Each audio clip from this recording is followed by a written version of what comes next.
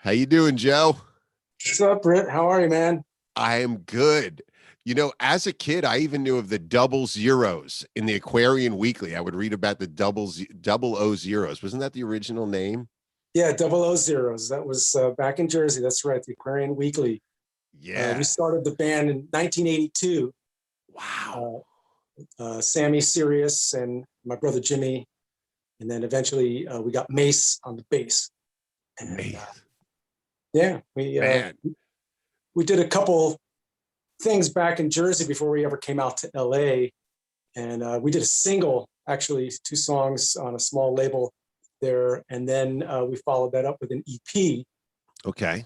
which I actually have right here. If you want Let me see it. Let me see it. to let the viewers see that, Whoa. Look at that. Wow. you can kind of see our bleach blonde thing and Oh, double O man. zeros. That was if you can still find that, it's out there. You can find them online sometimes. But there's a song called "Show Me," Okay. "Best Foot Forward." Those are my 2 favorite songs from that. That's awesome. All your songs and all your bands are just so good, so well crafted. And Yeah. speaking of, let's get back to that. But I've been listening to this. Tommy Black called me. He's like, dude, Joe Normal, such a nice guy, such a good musician. I was in my car and he sent me this thing, and this song "Stuck in a Job." This newer song, not your newest song, but it had the swing and go-go beat and just so authentic and mean. It was so good. Your new stuff's rocking. Yeah, thank you, man. That's like a song that I wrote. Like I love 50s rock and roll, and like over the years I've kind of journeyed back to find like where did the music come from? Where did the Beatles and the Stones get, Yeah. And then I found out about all the Eddie Cochran and the Buddy Holly and all that stuff and Elvis and whatnot. And I look at, artists like Bruce Springsteen and stuff, they're rooted in that early rock and roll. And as a guitar player, you got to find that stuff. If you've never gone back, you got to, because these guys were just like the innovators on the guitar, just plugging straight into their amps and just making these like cracking, rocking sounds with no effects. It's just a guitar straight into an amp, with flat wound strings on a hollow body guitar. And it was the sound, And like when I hear those records, I get the chills. I get like pumped up, So "Stuck in a Job," kind of that guitar riff that I started with, it kind of harkens back to that sort of straight Telecaster through an amp kind of vibe. And, I love rock and roll, and there it is, It's like, It really is the sound of rock and roll. Like when we talk about Hanoi Rocks, Cheap Trick, or Right. Link Ray, Bruce Springsteen, Light of Day. Springsteen, that's what I love. When he goes Light of Day, he can show you that he grew up on all that Nugget stuff and loves that. You know what I mean? And that's what it was, so authentic. And a modern lyric against something like that. The lyric also so modern. It's a very post Hollywood lyric of our time in Hollywood. We both spent a lot of time in Hollywood, and the whole thing comes together so cool. Well, I think about like all the people in bands that we used to play with, and what do they do now? And our dream was to make it in our fucking band. I want to be a rock star when I get out of school. You know what I mean? Yeah. And I mean, as goofy as that sounds, I mean, we all had that dream. And then what happens now, in our adulthood, like we're all working these crummy jobs and struggling to survive, and having a boss tell us what to do, and some of us rose to the top of the Sunset Strip, and it's like, then what? We're driving an Uber, you know what I mean? Yeah. It's like, but that's kind of what that song is about. Just kind of, just venting about having a crappy job. And then also like through the whole pandemic thing, and I don't know how everybody feels about having to mask up and all that stuff, but it's like, I don't want to be here as it is, but then have to go through all this like restriction bullshit. It's kind of a drag too on top of it. So I was just hoping to maybe vent some of that frustration with that song, get that out. Maybe there's other cats that can relate to that. And it's a string from where it's funny because sitting in my school parking lot, listening to HO, the Howard Stern theme song, to moving to LA to seeing you guys with Love's Not Fair and the songs like that, Pina Colada Bang, which I think is as punk rock, a snapshot of LA. Like you had to have lived it and gone to that taco shop across from English Acid to know how meaningful this song is, to where you're now. I mean, I only see 2 guys, I'm sure that have really been able to pull that in my journey. You and Jesse Malin are 2 guys that have like kept this thread going through everything and told a story. Like he took it from the New York to LA and you almost took it back. Like you crossed those past separate ways. And it's really cool what you've done, because I think there is a thread.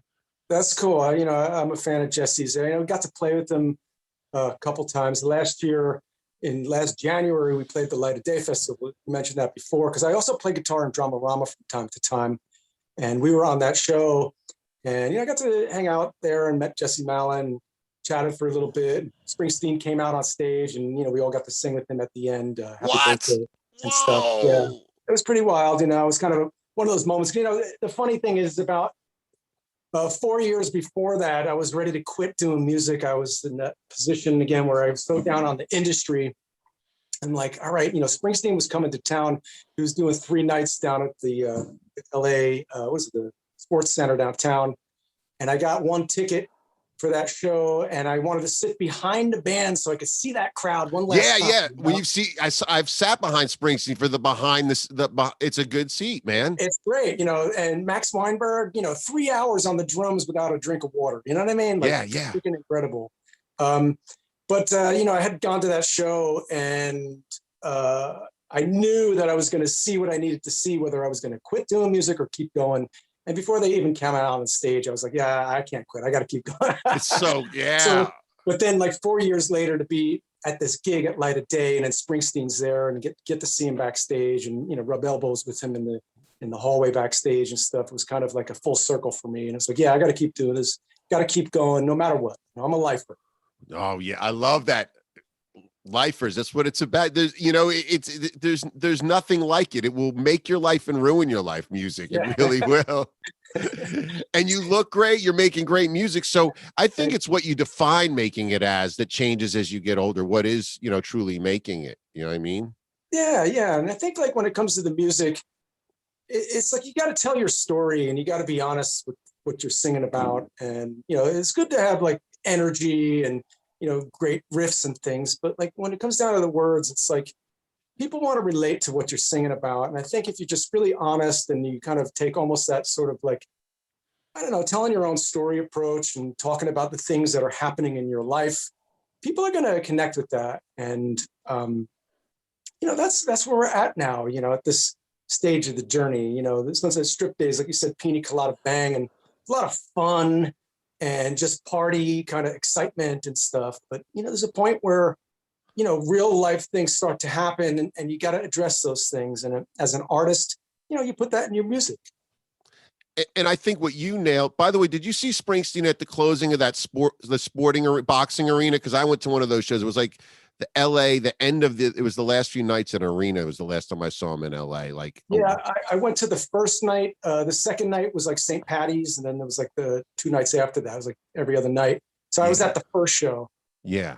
And, it was great. They didn't play Jungle Land. That was the one. Yeah. There's so much there to play. So Springsteen says, I heard something great that always stuck with me. He's like, I'm not a revolutionary like Bob Dylan or Bob Marley. I'm the guy that's those little details, the way you twist your wet Reading band when you're nervous, the way the gravel sounded under your feet as a kid, those are the details. And I feel like your new music, all your music from Pina Colada Bang to We Are the Normal, you get so many little details in the lyrics that I love it. All the little everyday life details.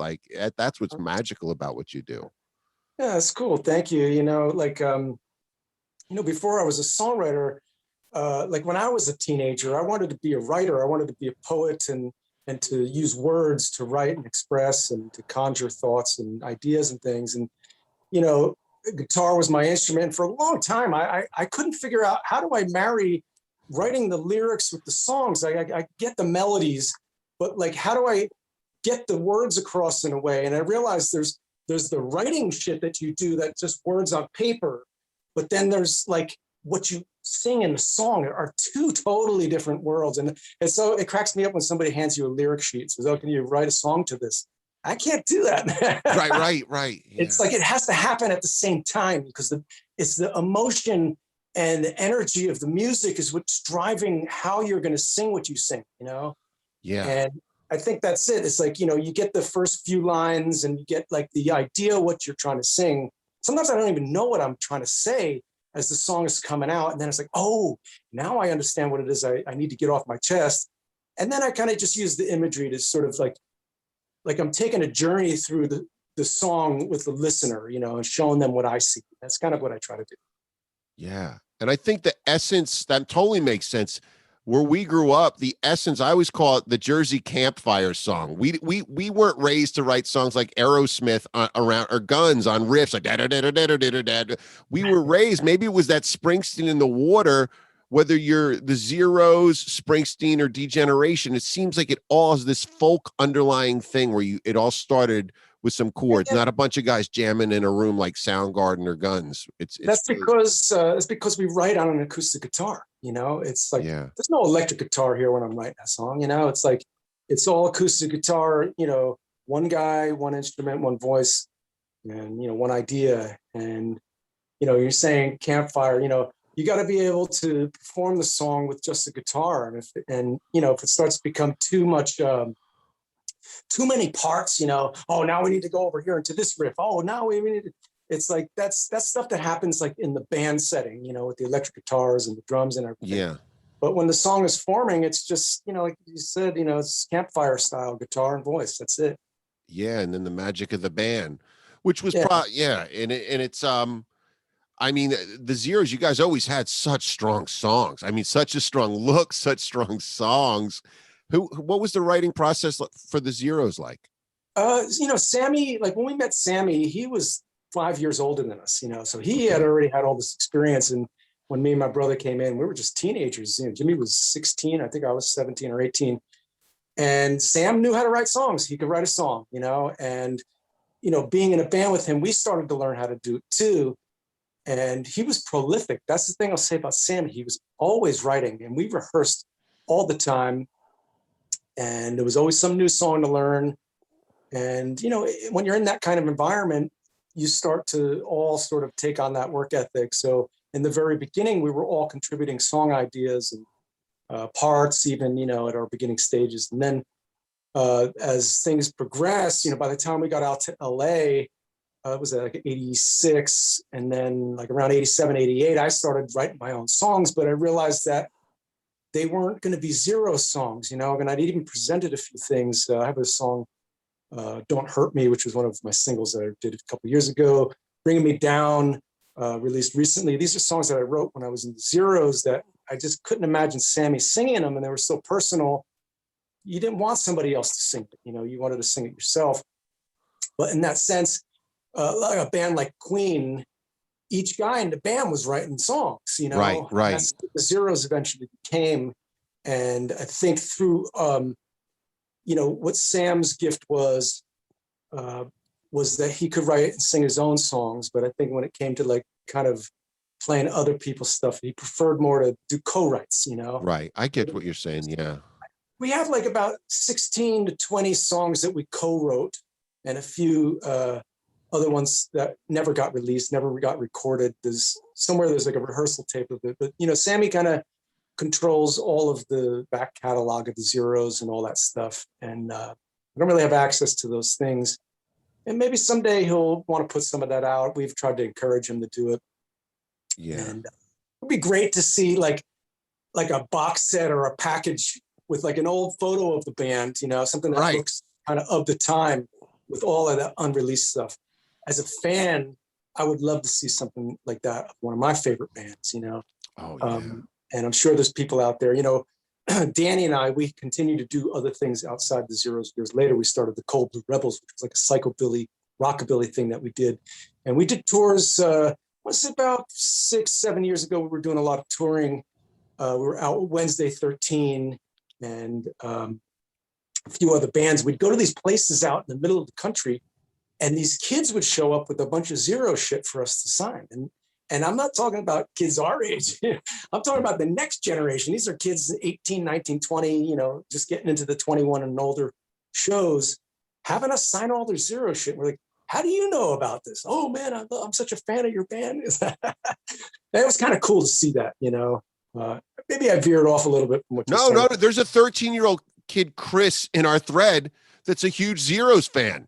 I mean, he's a huge Zeros fan, and it'll be great. But I got to turn him on to, you know, your current stuff, but there's something, that Kiss quality, that Ramones quality, that band, that cartoon band with great songs, that just magic. I mean, I remember being at Interscope and someone was like, they were betting on, it was some weird label, but it was you and No Doubt were on part of it. And they were saying how they thought you guys would, No Doubt were second thought. It was you guys that were supposed to.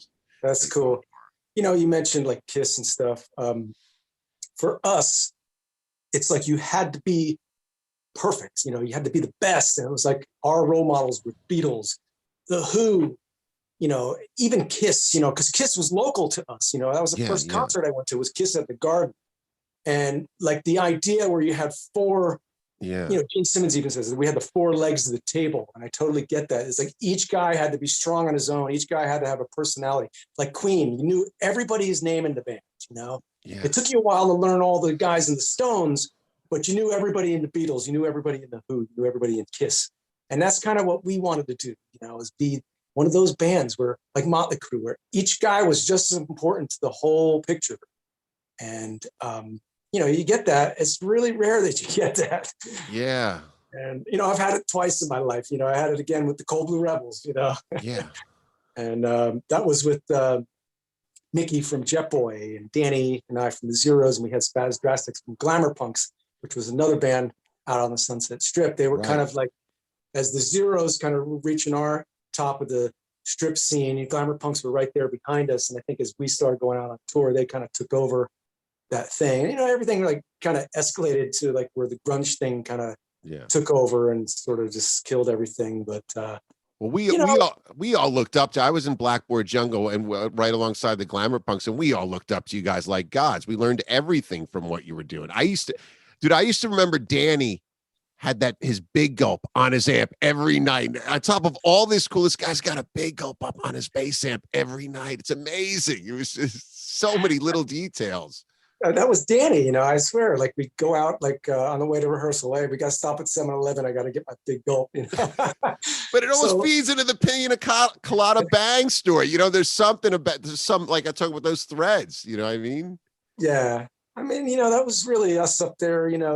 My brother Jimmy.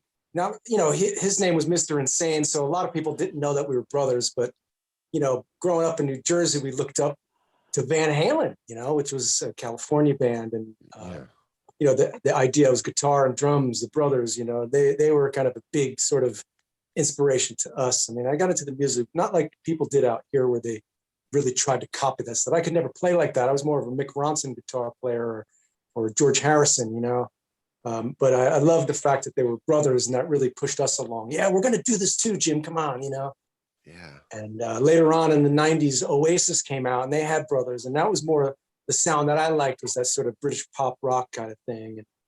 And so Jimmy, you guys, I get a lot of people ask me, oh, whatever happened to your brother? Jimmy, he's still going. He's doing like children's music now and stuff, and working on books and things. And oh, it's cool. But I love my brother. I miss playing with him. But did you see that Bee Gees documentary where they talk about the specialness when brothers play? It's amazing. That's just it can't be duplicated. Yeah, this is a thing. The sibling harmony. It's a thing. We could read each other's mind. If he goes to that note, I'm going to that.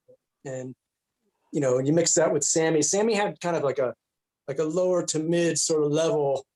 And me and Jimmy had this sort of George Harrison and Paul McCartney kind of thing. So we kind of build and stack these vocals. And that was a big part of our show. We loved to sing. And I think part of that spurred from us being frustrated because we wanted to sing lead. Yeah. Every guy was a frontman in the Zeros. It was like Kiss. Every guy could have fronted any guy in the band could have fronted the Zeros. It was tough, by 92, when we were, Jimmy and I left the band. We had already been in the band for 10 years with Sammy. It was tough, like personality wise, there was a lot of struggle over the years, kind of like in a marriage. I think had anybody known about like band therapy or something, that really could have helped us at that time. We might have made it long enough to beat Green Day to the punch. When they came in, I'm sure they knew who the Zeros were, and they had the color hair and shit. And, even that sort of, that powerful sort of Ramonesy guitarist thing that we were doing too. And if we had held out for another year and a half and maybe got a haircut, we would have beat Green Day to the punch. This is true. This is true, man. Do you Uh, remember writing Pina Colada Bang? Do you remember how I that? remember that. Yeah, like I think it came together even at a rehearsal. Sometimes these little funny things would happen at a rehearsal, and Pina Colada, and like Sammy liked that bang thing, like bang. Bang! We'd sit there in the car and he'd be like, "Yeah, I think I'm going to stop and get a Pina Colada, bang!" And I'd jump in your seat. You guys probably remember the purple station wagon, our band car. Oh yeah, cruising around Hollywood. Well, the purple station wagon and 2 clubs painted purple for the Zeros. You're painting Hollywood purple. Yeah. The whiskey painted. I remember when Restless Records had the guys go down there to do the painting. They asked us to go down there and do a photo shoot, and hold the rollers, and put some paint on the building. So we're doing that, and then one of us starts writing the Zeros on the side of the building, thinking they're going to paint over it. Just for the photo shoot. We got in so much trouble because they didn't paint over it right away. And it was like we tagged the building. Oh my God. And the owners got pissed. And you didn't want to get them pissed at you at that time. Oh man. And it was like, can you guys please come and paint over that? But also Coconut Teaser and Len Fagan over there was really good to us. And it was great to all the bands, It was. Those Monday nights. The food, feeding, we didn't have money. We were all struggling and starving and working crummy phone jobs and shit, So to go there and have some lasagna or hot dogs or whatever they were serving, that was a real blessing, I think, for all the bands. And, we have Len to thank for that. And the label, they painted the teaser. And I always said that the Roxy was already painted inside and the lobby was already purple. Oh, that's awesome. And be it known, if you guys had brown hair and looked frumpy, the Zeros were so great that from Love's Not Fair, the music would have stood on its own. I mean, it was a perfect band. You guys really were a perfect band, and you gave so much of us joy in Hollywood. It was just something. Yeah, thank you. I think, the makeup thing was sort of the thing that held back a lot of the labels from signing us, and some of the goofy stuff too. Like we could write a real song. Yeah. I think that was the thing. Like if you think about Sammy's songwriting, there was the live show, and then there was the album. We wanted to write songs and record them, but live it had to be a show. Yeah. And I was saying about like the makeup and things. All the bands started taking off the makeup, and I think that happened because they were going out on these tours to play all these places in America where they weren't used to that. Maybe they'd get picked on and maybe they would turn people off or something, But when we went out on tour, we kept the makeup on, and it still worked for us because, like you were saying, like bands like Kiss, it wasn't like a sex thing for us with the makeup. Yeah. It was like a kabuki, a look thing, There was a glam thing, but I think we transcended that because there was humor. There was it wasn't like that posturing, thing. It was like about fun and good times and, making connections with our audience and people and uplifting everybody's spirits. And I think that's why it worked for us. So we'd go out and we'd play all these places, Carbondale, Illinois, and we'd still go over. Do you remember from Jersey? Because I remember the 2 bands that had that largeness, which when I got to California, I didn't see anything as large as the Zeros or Pharaoh. Do you remember Pharaoh from? Yeah, Dennis. Dennis was a good friend of ours in the band. We used to hang out at shows and stuff, and we go see them there. And they always had the girls at the show. But they were larger. They sounded like U2, but had. This is my vision. Like you say, you go back, you don't know what it really was like, but it was like the vision in my head is going to Studio One and seeing these guys at TV commercials between songs. It was like Zig Zig Sputnik or something like that. Yeah. They had, like you said, they were more like Zig Zig Sputnik, but I heard like Duran Duran in some of their music too. That's what I mean. Like you guys, it was just it was just a perfect creative Kiss level band, you guys and them. Yeah. It's like pulling in all the influences, and I don't know what that is. I think maybe because like on the East Coast, there's a lot of like the cover clubs, and you go in and you play these places and you got to try other things to kind of win people over and stuff. And they weren't as open-minded, I think, to original bands, unless you were already signed and you were rolling. But like, it was a lot of copy bands is what we used to say, So like you go to the original clubs and you get like a lot of this sort of artsy, sort of New Yorky kind of vibey stuff. And it wasn't as much, like you said, the glam. It was metal. You had metal like L'Amour's. I heard you mention on one of your other interviews, L'Amour's. We'd go to L'Amour's. They fucking hated us, because we had the hair and that look thing, So we were in Jersey, and our bass player Mace had already come out to California. He was out of the band by the time we got back from England in '85. He's like, you guys need to get out here now. It's happening. This is band Poison. We had heard about Poison when we were in England in '85. There's a guy, Kelv Hellraiser. I remember Kelv Hellraiser. God, yeah. Kelv was the man, and he became friends of ours while we were there. And he used to get all the mail from Poison. And this is before Cece was in the band and stuff. And so we were in Jersey. I want to say this was like January of 1986. And Mace sent us a copy of Bam magazine with Jet Boy and Poison on the cover. And then I was like, all right, that's it. We're saving our nickels and dimes. We're going to LA, So we saved up and we came out to LA, and, we fit in. It took a little time for us to get started while we're here, to figure out who were the clubs, who were the bands, who do we go see? I remember asking people, who's the band to see? And people said Guns N' Roses, LA Guns, Poison.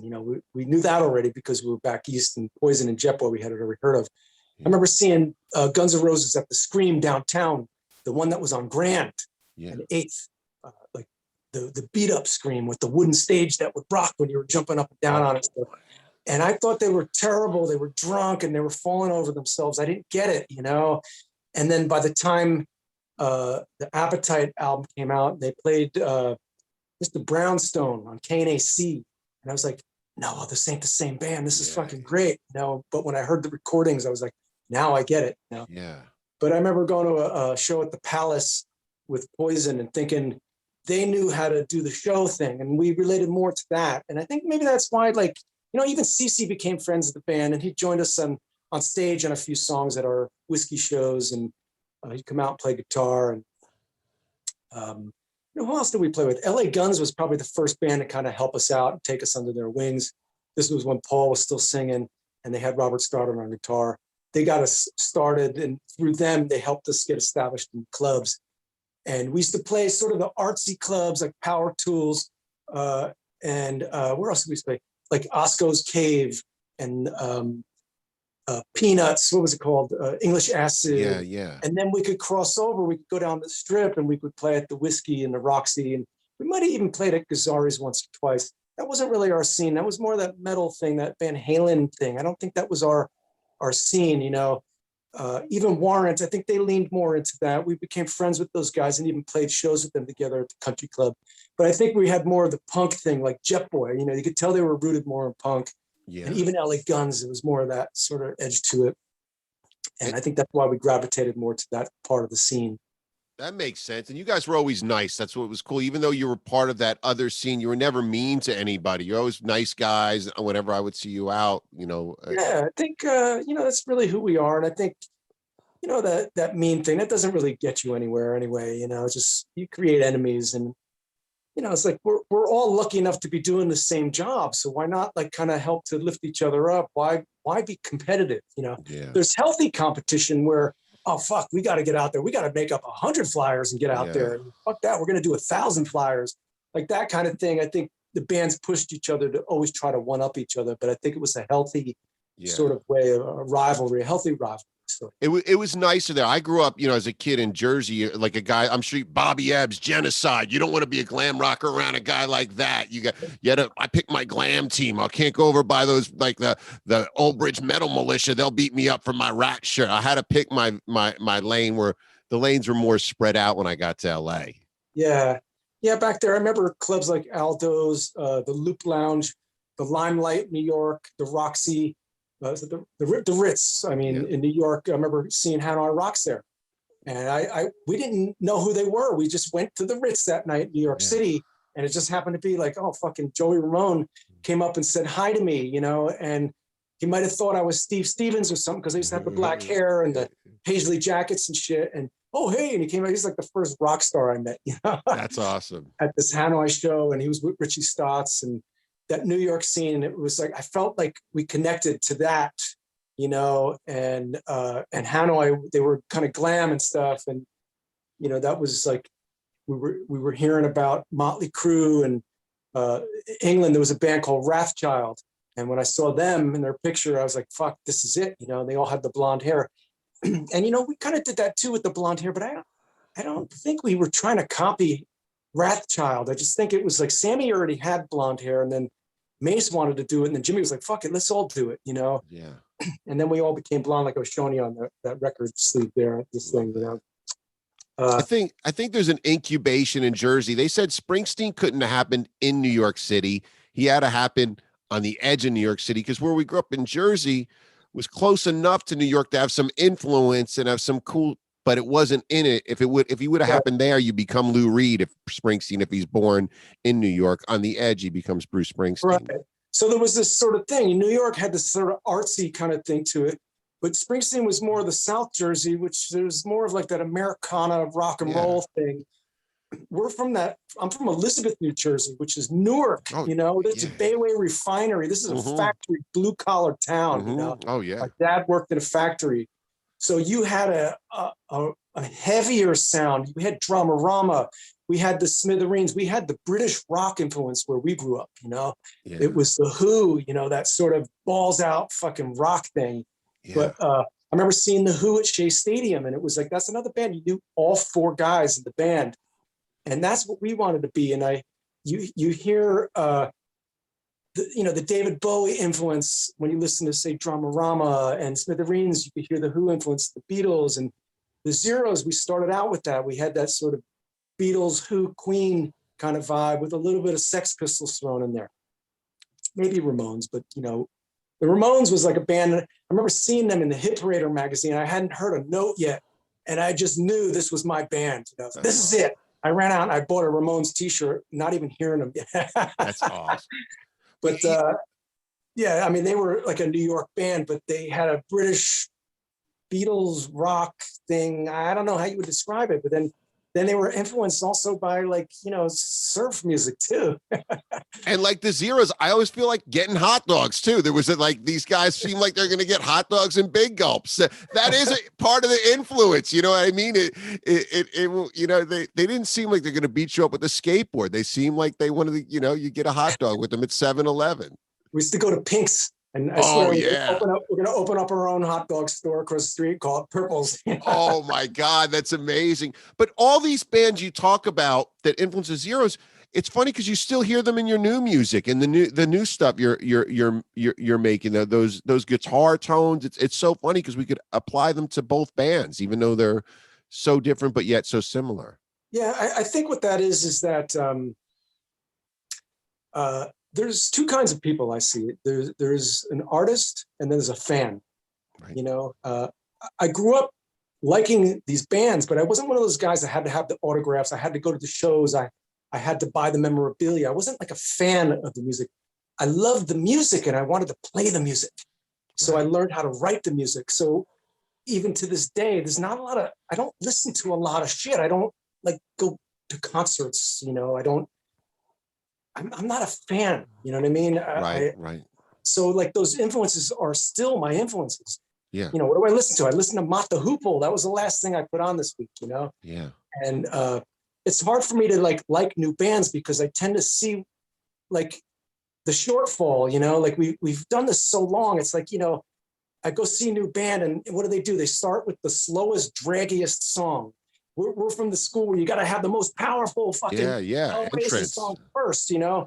So that like turns me off. And then I go and they don't engage the crowd, you know? How can people be into this? He's like, you got to fucking engage the crowd. This is church, man. You know, let's do this.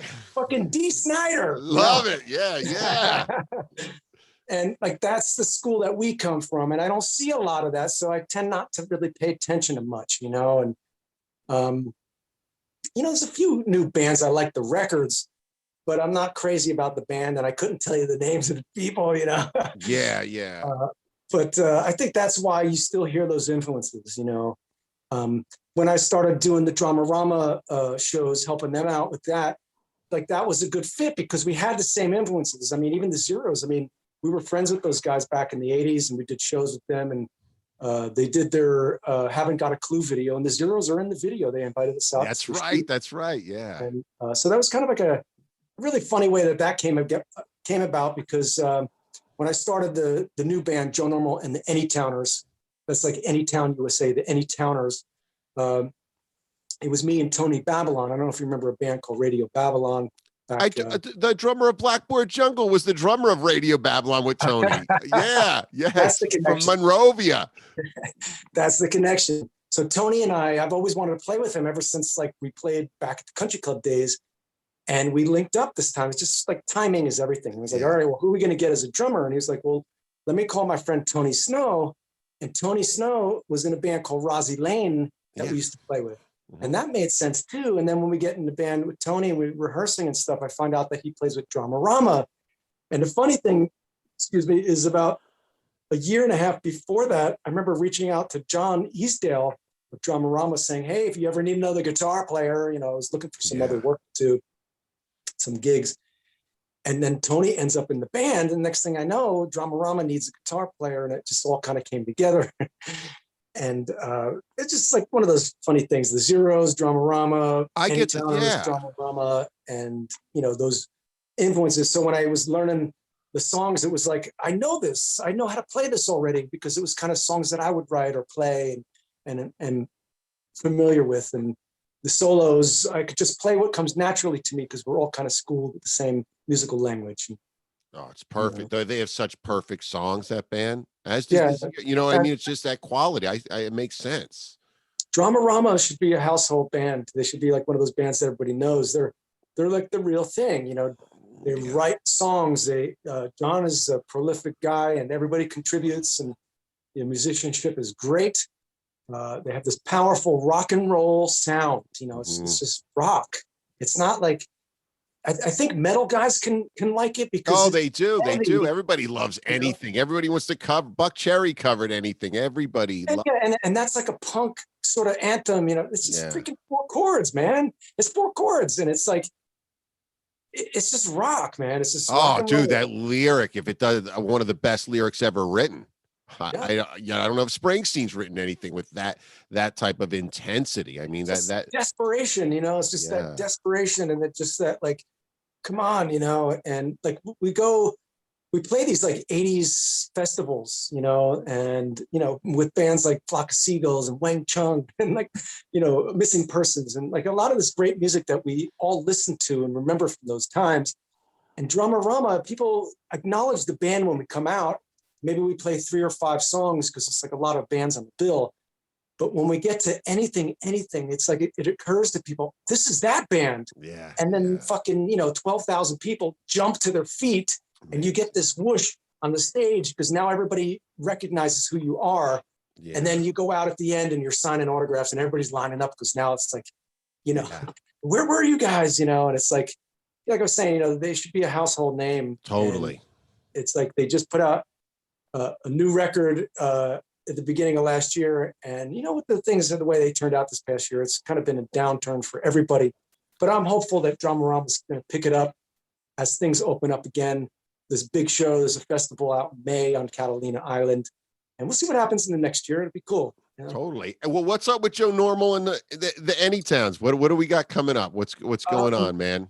We just started rehearsals again. We've got a studio date at the end of April. We've got 3 songs we're going to do for that. Again, like I was saying, I'm one of those prolific guys. I got a ton of material. I've got a whole album's worth of stuff that I wrote on piano. Piano is my first instrument. Guitar came second. Actually, guitar was third, because drums was second. But everybody knows me as a guitar player. That's my main instrument on stage. But I do write and sing and play on piano as well. So I've written a whole bunch of stuff there. And a lot of the songs are sort of autobiographical. I'm kind of telling my story. It's sort of something I think a lot of people can relate to, because it's just like blue collar town stuff, working class anthems. I have a song called Working Class and Kicking Ass. It's like, it's just about like, just the shitty jobs that we do. And it's like the pride that we take in our work, like, man, maybe I got to do this thing, but I'm proud of who I am. I'm proud of where I come from. Yeah. And that's kind of like where I stand with the music. And I think those are the messages that will be coming out in some of the new songs. And, you know, there's been a little bit of pushback against, you know, I'm not a political guy, but, you know, I don't like getting pushed around and told what to do. So I've been kind of pushing back with the last couple of songs, and people can maybe relate to that in a way like Joe Strummer would have pushed back or John Lennon would have pushed back at this time. So there's a few of those things still lingering that are going to come out. But I'm really looking forward to a summer of hitting the stage again. Yes. This band, you know, we've been a power trio. We had Michael Lockwood was playing guitar with us for a while. He was in a band called Lions and Ghosts, which were big on the LA scene back when I came out here in the 80s, 86, 87. Michael went on to do like Fiona Apple and Amy Mann and a few other really big things. But we're going to continue as a trio, as a power trio for now. And I have plans to go to Nashville at the end of the year and back to Jersey. You know, there's a thriving music scene there. The whole Asbury music scene is just thriving. And so I plan to get back there with the band, or at least on my own at first, and then come back out with the band. So that's where things are. I got a brand new single out right now called We Are the Normal. I love it. On the B-side called You Say, and that's out right now on my website, joenormalusa.com. If you guys go there, I'll send you a free copy. Just sign up for my mailing list. You know, where we do 25 copies, I'll offer up 25 to the first 25 people. Joe Normal USA get a copy of We Are the Normal, and that's an anthem for all us misfits. You know, if you've ever felt like an outsider or an outcast, and I know all the purple hair people did. Yes. If you've ever felt that sort of outsider kind of feeling, this is a song for you. And it's just a statement that, you know, when all of us crazies and our weirdos get together, we become the norm, you know? Yeah, love it, man. We set the newsstand, you know? So that's kind of what that is. It's a very catchy anthem there. That's all. I love the jam. Well, I'm going to put all the links in the chat. Thank you so much, man. Thank you so much, Joe. I look forward to playing all the music for everybody. We'll put all links to all your social media there. And you've been a hero for years before I even got to LA. But thank you so much for sharing your time with us, and say goodbye to everybody, please. Thanks, Britt. Bye-bye, everybody. Take care.